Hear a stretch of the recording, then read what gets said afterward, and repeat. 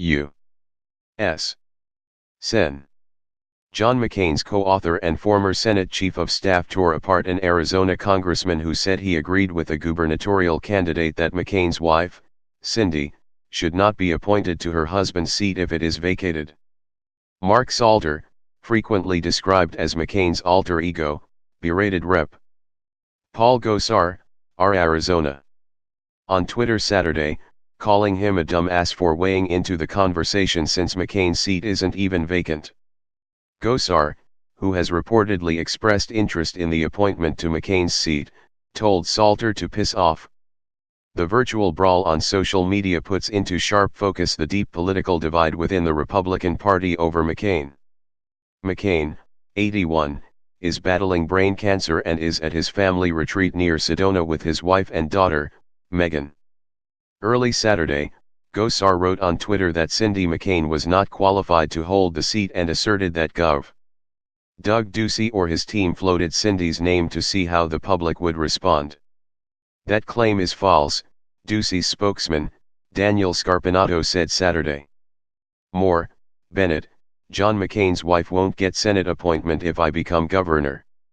Gosar's post came days after Ken Bennett ignited a political firestorm by pledging to never appoint Cindy if he wins his long-shot bid to unseat Ducey during the August 28 primary. Bennett's social media posts indicate he was basing his information off a story published by Newsmax.com. That story carried the headline "Cindy McCain set to succeed husband in Senate," and relied on unnamed, anonymous sources.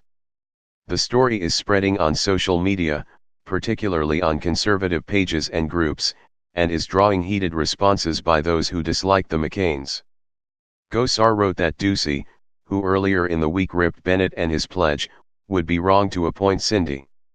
The governor and his team have shut down talk of a potential succession plan if the senator were to resign or die in office, saying McCain is Arizona's senator until 2022.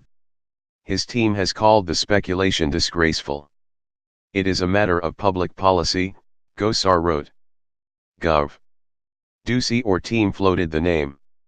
We want the most qualified for Senate. Cindy McCain is not. I reject leftist tactics of attacking the person and urge Ducey to stand down. Soon after, Salter shot back. Hey dumbass, the seat isn't vacant, he wrote to Gosar. Mind your own business and continue being the same useless do-nothing MC you've been from the start. Gosar responded that Salter's infantile name-calling befits the author. Next you will bemoan the lack of civility, he wrote, a reference to McCain's lamentation of the decline of civility and hostile partisan views that is dividing Americans. Responsible adults plan for the future #peace off, Gosar wrote. Salter fired back that he lamented Gosar's lack of class and decency and his approach to politics, which is seen by some as combative and intemperate. And I'm not alone, Salter wrote. Your own family doesn't like you. In an interview with Vice News that aired on HBO last year, Gosar raised far-right conspiracy theories. He suggested the deadly Charlottesville, Virginia, white supremacist rally was the work of a supporter of former President Barack Obama and that liberal activist George Soros had turned Jews over to the Nazis as a boy. That interview exposed a deep-seated family rift, with Gosar's brother telling the Arizona Republic he was repulsed by the congressman's comments. After Salter invoked Gosar's family, the congressman responded with "This is why we lost 2008. That year, McCain lost his bid for the U.S. presidency to Obama. Salter fired back, I guess you think it's better to beg the governor for a Senate appointment, be laughed at and then tweet insults at the family of a man who served his country for 60 years with more integrity than you've ever demonstrated in your entire life. Yeah, that's winning.